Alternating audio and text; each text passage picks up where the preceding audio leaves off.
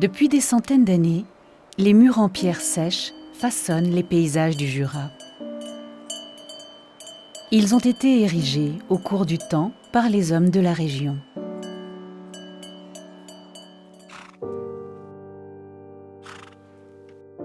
Dès le XVIIe siècle, des contrats écrits mentionnent leur construction et évoquent la question de leur entretien.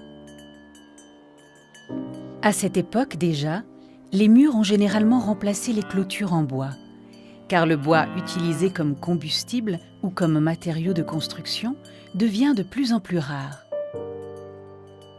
Les murs de pâturage, c'est des murs de séparation de parcelles qui servaient à l'époque à la place des barbelés et des fils électriques d'aujourd'hui.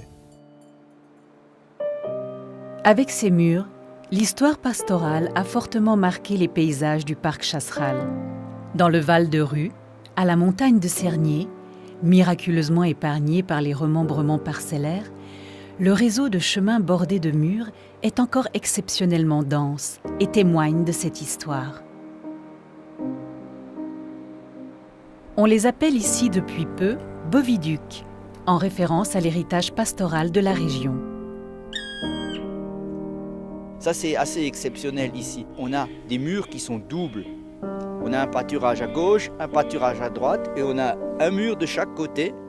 Et entre les murs, on a un chemin. Ça servait aux paysans pour envoyer ces bêtes au pâturage. C'est tellement exceptionnel que c'est à l'inventaire des voies historiques de Suisse. C'est classé avec substance, donc c'est vraiment un site de très grande importance.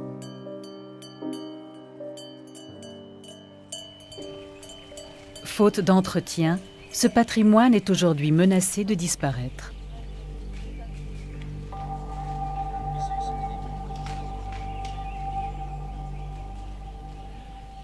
Depuis 2013, le parc régional Chasseral s'engage pour restaurer les tronçons les plus emblématiques de ces murs. C'est intéressant de remettre ça à niveau aujourd'hui pour les générations futures, de se rappeler que ces murs existent. Ces murs font partie de notre paysage, c'est ancré dans les mémoires. Il y a réellement un attachement qui n'est pas toujours quantifiable ou explicable, mais qui fait partie des éléments dont les gens ont besoin pour leur mémoire et auxquels ils sont habitués. Tous les critères qui plaident en la faveur de la conservation de ces murs, notamment la conservation du patrimoine, mais il y a des aspects purement d'identité du territoire, du pays, de la valeur qu'on attribue, auquel le public est attaché, que le touriste de passage retiendra dans l'image qui se fait de la beauté de nos paysages, qui intègre pas seulement la nature verte, mais aussi des éléments construits.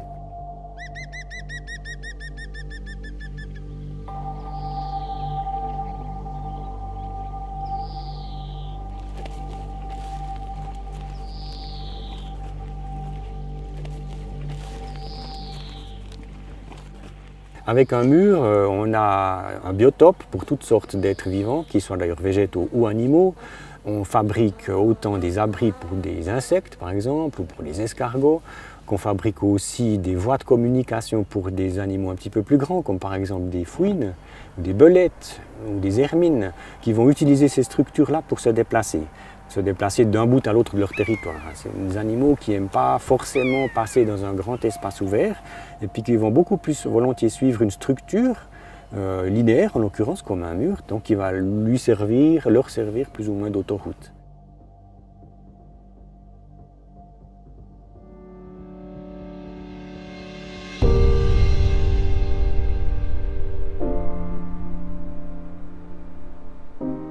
Sur le seul périmètre d'une dizaine de kilomètres carrés autour de la montagne de Cernier, 36 kilomètres de murs ont été recensés.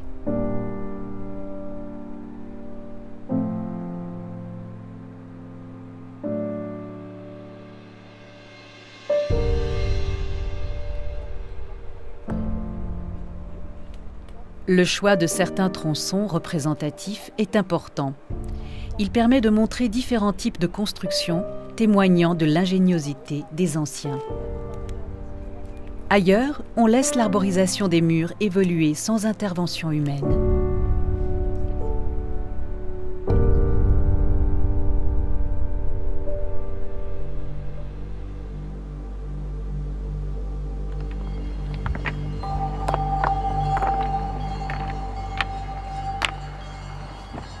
La construction traditionnelle des murs en pierre sèche est un savoir-faire qui a quasiment disparu au cours du temps.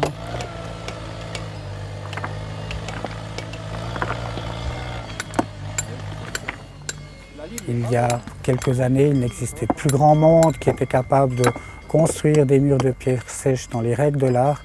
Maintenant, grâce à différentes interventions, différentes fondations, différentes associations, on a de plus en plus de personnes qui, dans le cadre de leur formation initiale, sont capables et ont appris à reconstruire des murs de pierre sèche.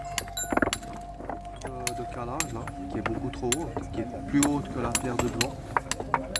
Donc en même temps, ça la fait verser vers derrière.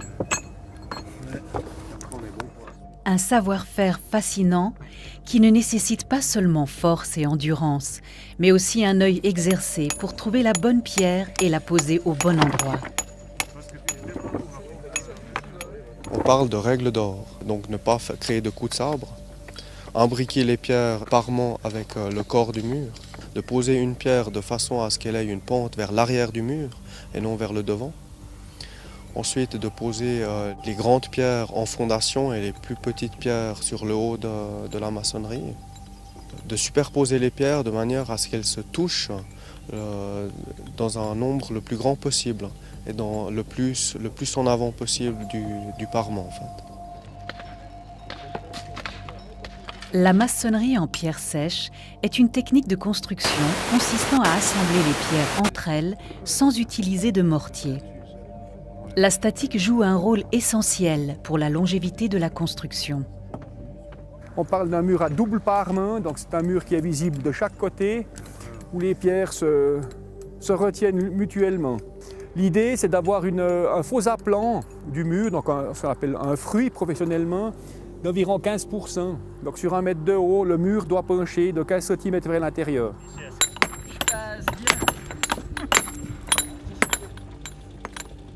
L'expérience du muretier est déterminante. Un professionnel peut construire jusqu'à 2 mètres linéaires par jour.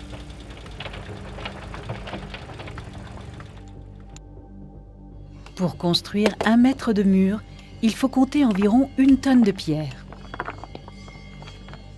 Les maçons utilisent dans la mesure du possible les pierres du lieu.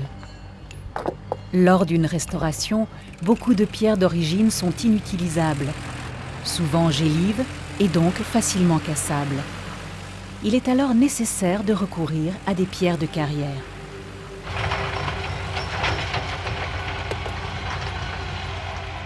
Chercher de la pierre en carrière, c'est vraiment une complémentarité au pire des cas. Ensuite, il y a des carrières qui exploitent des pierres de maçonnerie de très bonne qualité, où là, ça nous sert de pouvoir se servir de cette pierre qui est dimensionnée par rapport à nos besoins.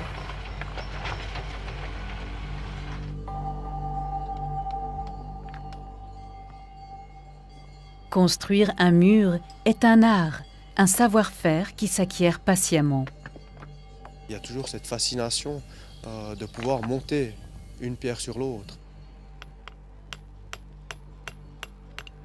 Pour épauler les muretiers professionnels, des volontaires venus d'horizons multiples s'engagent